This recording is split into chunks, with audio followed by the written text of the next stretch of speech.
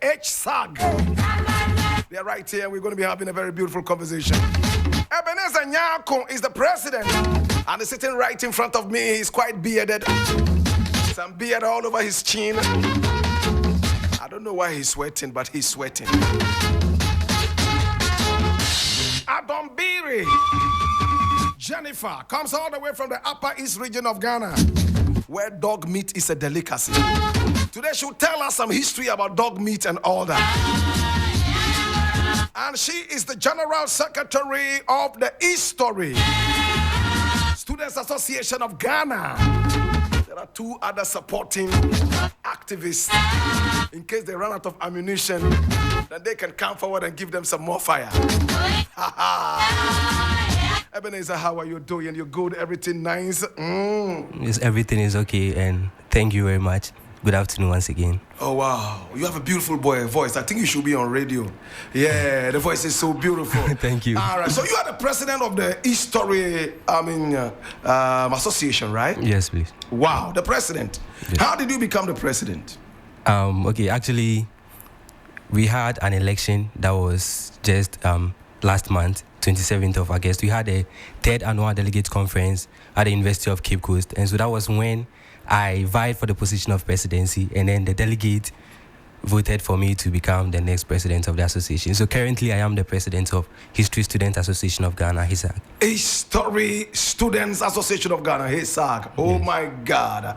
HISAG, no two ways about that. And Jennifer Adombiri is also here. Jennifer, how are you doing? I'm good, thank you. You are from the Upper East, right? Yes, please. Interesting. I'm sure the delegates also voted for you. Yes. Interesting. How do you feel being voted as the General Secretary? Actually, it's quite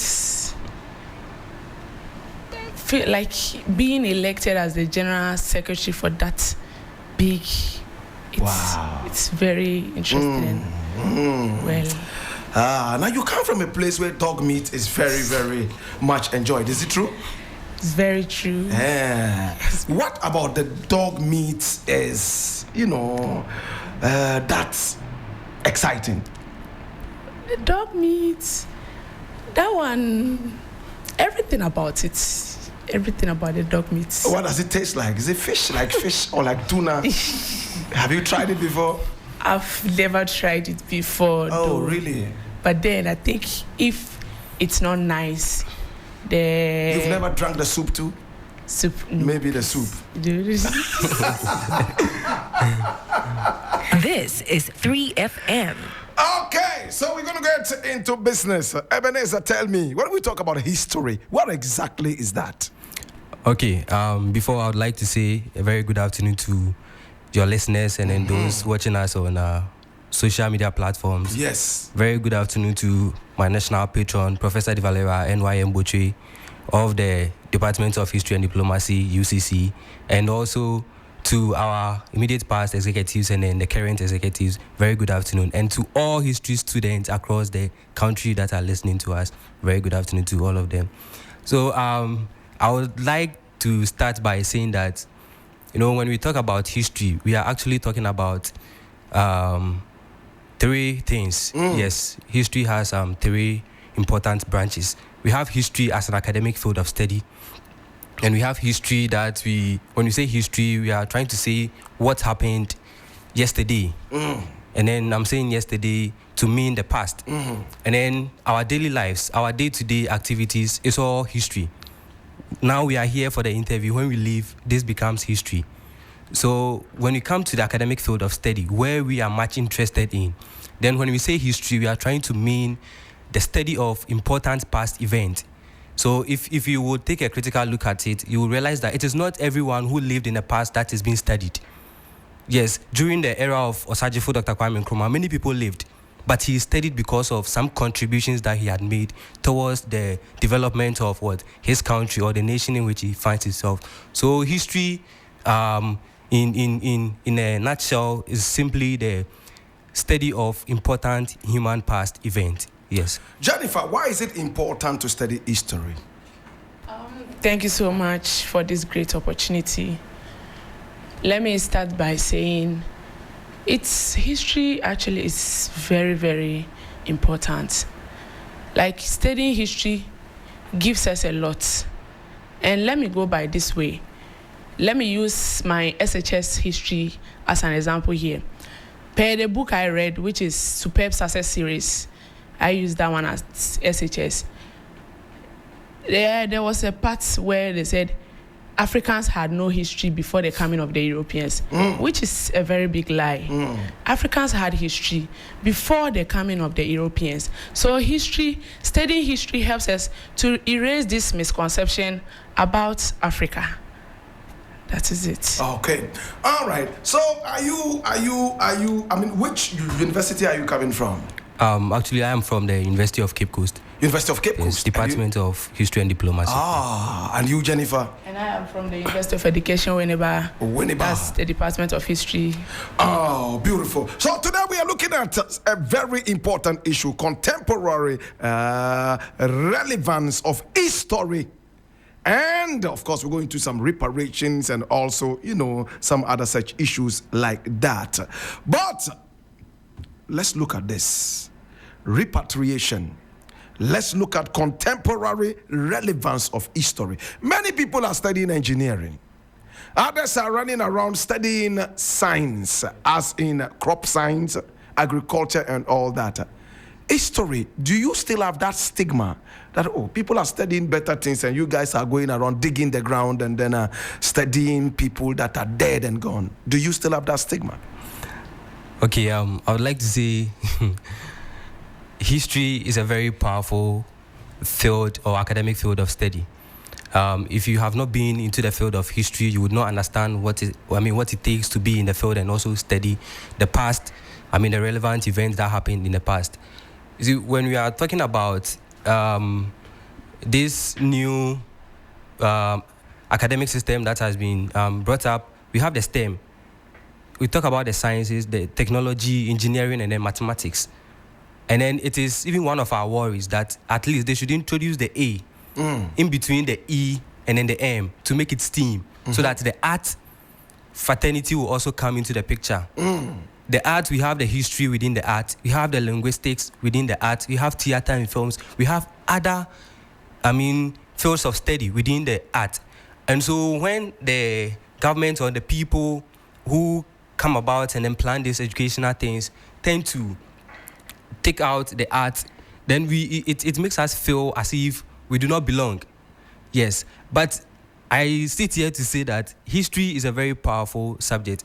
I do not feel stigmatized, or we do not feel stigmatized that other people are studying engineering, other people are studying mathematics, other people are studying sciences. The truth of the matter is that no field of study or no discipline guarantees a job. That is the truth. No discipline, no academic discipline, being it the sciences, being it the engineering, the economics, it does not guarantee a job. What it does is that it shapes your mind. It makes you gain a critical thinking ground, so that wherever you find yourself, you might be able to fit within the society. So if that is why some people study law and at the end of the 4 years, they go write their final exams and they fail. That is to tell you that the study of that particular field or that particular course does not guarantee a job. It is up to you, the person who is in the field studying, that you become so determined that I really want to achieve this. And so I want to go somewhere higher with this thing that I'm studying. And that is what will keep you to get a job within the field. So I do not feel stigmatized, and I don't think my colleagues or other people who are studying history too feel stigmatized. We feel really proud that we are studying about the past, and we are happy. And then we are so happy that we are studying about the past to reconstruct the future. Jennifer, tell me, where do you want to take your history to? Studying history at this age, I really want to go far in it. I really want to go far. And what do you want to achieve? Like, what, after studying the history, what next? After studying history, there are a lot of opportunities. There are a lot of... Like what? Studying history, you can become a lawyer, you can become a lecturer, you can be an auditor. So what do you want to be? Me personally, Yes. You, Jennifer. I would personally want to be a lecturer. Oh, so when you finish, you go and teach Yes. history. Yes. What is your favorite part of history? Like when everybody has, the kind of history that they love. Is it European history? Is it Ghanaian history? Is it African history? What kind of history do you enjoy? I really enjoy the history of Ghana side. The part Ghanaian history. Which Ghanaian history actually blows your mind? Tell me. The Ghanaian history actually blows my mind. That one, let me take the... Yeah, just give me any example. Like, oh, I read about this or I was taught about this. I read about this particular book, this particular side. That's the peopling of Ghana. Yeah. Let me put it this way. That was actually the part that got me attached to history. Which part? The peopling of Ghana. The peopling of Ghana. Tell me about the peopling of Ghana. The peopling of Ghana, I will always link it back to my SHS. Okay. Because that's the part I developed much interest in history. Let me use the peopling of Ghana. It basically talks about some part of Ghana and their history. Let me take the Ashantis, Good. the Moli Dagbani, and then the other aspects. That is it. Their history, their background, and then some part of it that is fading, some part of it that is not being taken care of.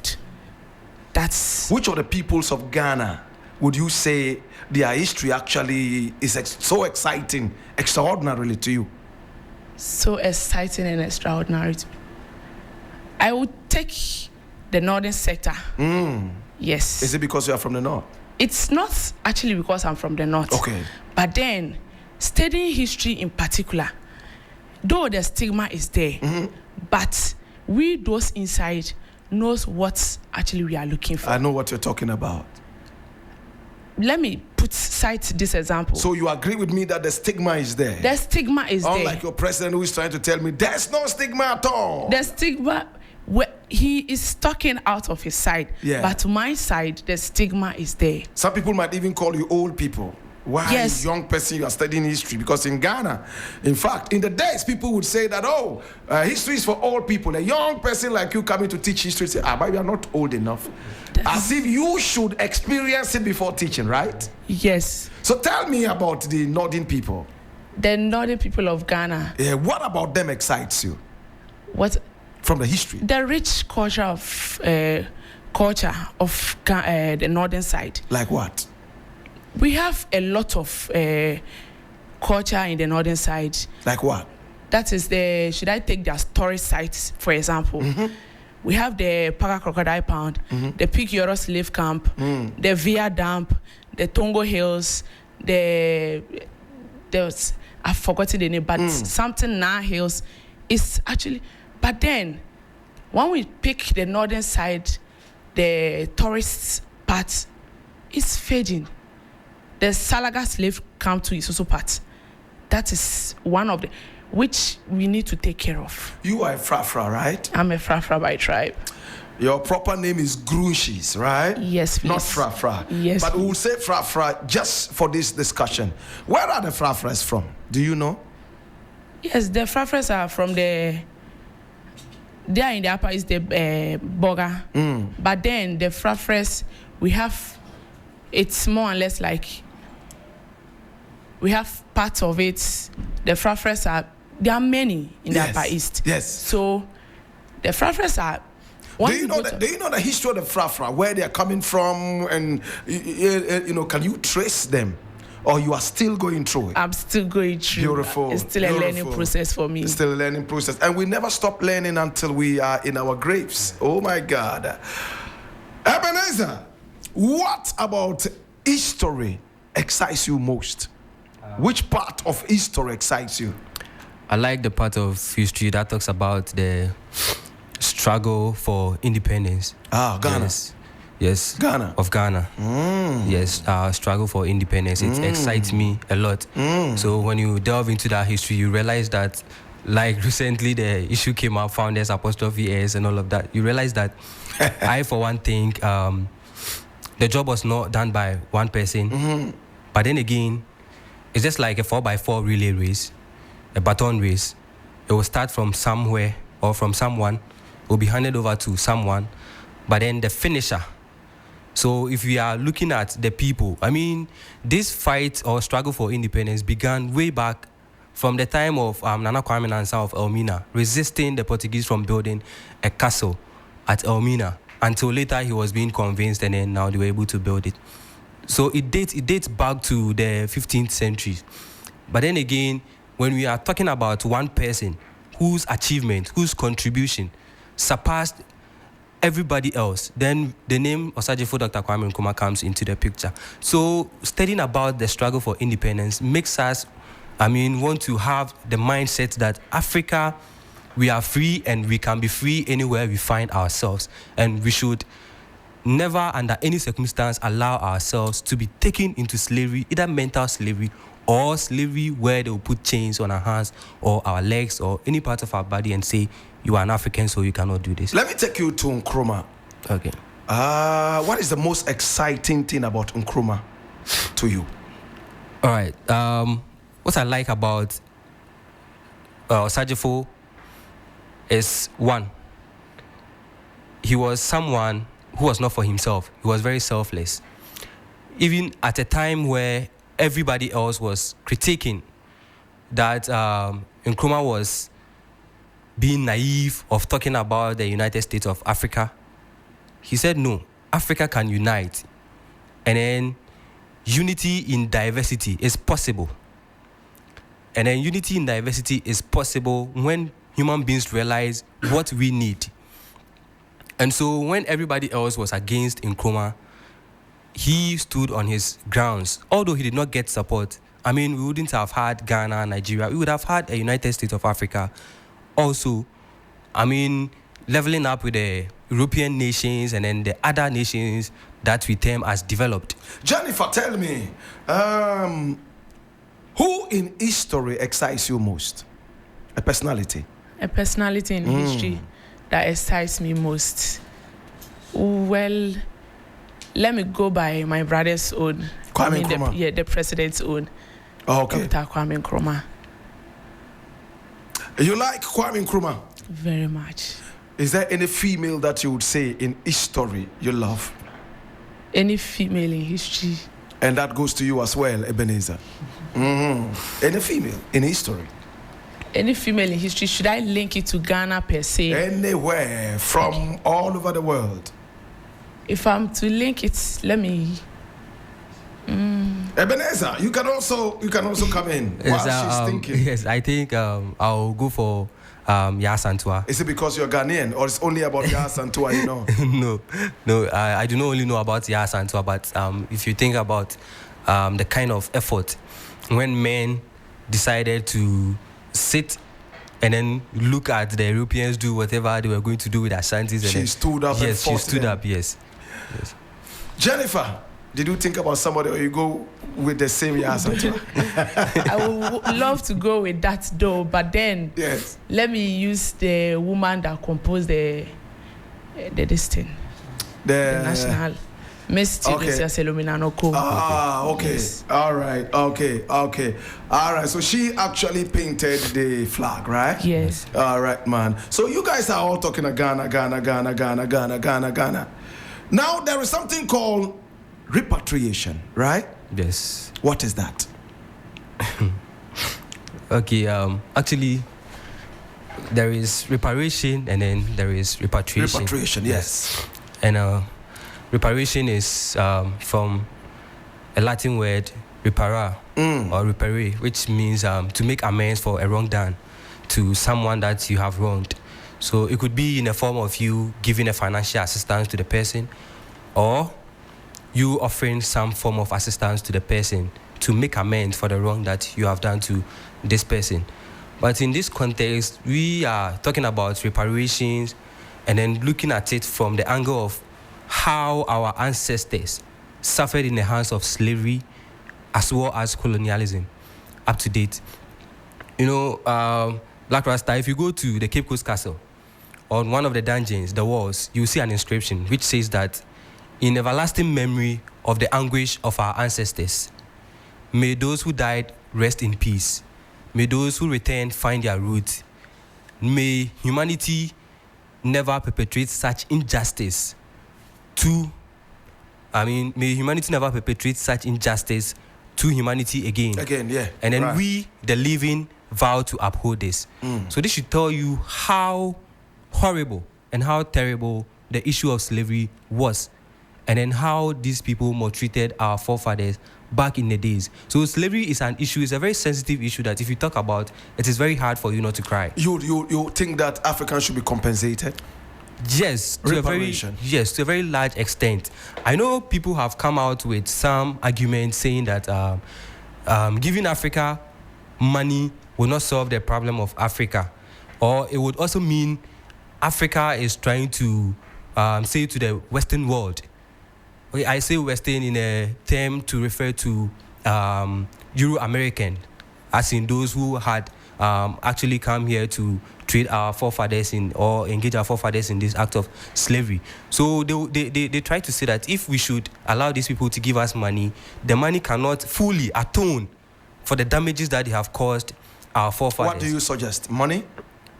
Reparations. I suggest all forms of reparations that are come up with the CARICOM, that is the Caribbean community, as well as the UN and then the African nations, what they are asking for. Reparations can be in the form of a general or a public apology. Yes, that is one. Restitution is one. Or repatriation, that is returning back the people who have now lost their roots, and as well as the artifact that they had stolen from Africa. But the people are free to return on their own now. Yes. But they have chosen to still be there. Yes. And the issue is Africa do not provide the grounds for them to live here and then have a better living condition. That is the issue. And so they tend to live there rather than coming back to Africa. That was the same issue after the abolition of slavery, especially in the case of Brazil, as far back as 1888. After slavery was abolished in Brazil, we realized that most of the people did not want to come back because they do not, most of them have even lost their roots. Yes, they don't even know the homes they are going to enter. And when they come, the people that were in Ghana or the people that were in Africa, they were going to stigmatize them. Yes. And so all these things, and then which work were they even going to do over here to survive? Yeah. Because you come back from slavery and then you say you want a land to farm on or to plant, then the people are telling you the land is for this person or that person. So how do you even get access to this land in order to farm? So all these were some of the reasons that hindered these people from coming. So I think that reparations need to be paid to Africa. And Black Rasta, I would like to cite two examples This is of historical 3FM. context. Unfortunately, we have run out of time. We have just 2 more minutes to go. So you should be very, very brief with this. 30 seconds. Okay, all right. After the Second World War, now Germany has paid over 90 billion US dollars to the survivors of the Holocaust and their heirs. Now, as far back as 2013, UK tried to pay nearly $30 million to the people of Kenya, for the brutalities that the UK colonial soldiers meted out to them during the Mau Mau uprising. 30 million or 30 billion? 30 million US dollars. Interesting. Yes. This is in the Mau Mau uprising. 3FM. So if this had been done in 2 different occasions, why not consider Africa? Okay. Jennifer, if you have any final words to give to us, tell us. We've run out of time. Well, I would like to add this as a submission to when we talk of history, when we talk of history in a general aspect, like my brother was saying, the reparation side, I think all the looted items, if not a general apology, but then the looted items should be returned back. That is it. Oh, interesting. So, Mr. President, if people want to join you, the HISAG, History Students Association of Ghana, Yes. is it open? Yes, it is open. Actually, its membership comprises of all students reading history, right from the basic school level to the tertiary institutions. Yeah, so it cuts across. Oh, interesting. So everybody is welcome to be a member of the History Student Association. All right, so if you want to study history and be part of this organization, do you have a number that people can call you on if they want to be part of them? Yes, actually, they can call on the secretary's number. I'd like that you give. Secretary, give us your number. Okay, 05920 059 58 58 916. 916. Yes, please. Take it again. 059 20 58 916. Or probably you can call on the Vodafone number too. Okay. Which is 020 1874 810. Take it again. 020-1874-810. Okay. Mr. President, we are going. Any final words in just 15 seconds? Okay, I would like to say that Ghana as a country, we need to uphold the study of our history. Because without knowing where you come from, you will not even know how you got to where you are, and also have a glimpse or be able to make a projection into the future. Yes, and so we need to uphold the study of our history and also erase all kinds of misconceptions regarding the study of history. Thank you so much, Mr. President, Your Excellency Ebenezer, and of course the General Secretary, Dombire Jennifer. We're going to find time and invite you again so we can have a longer conversation. Until then, thank you so much for coming.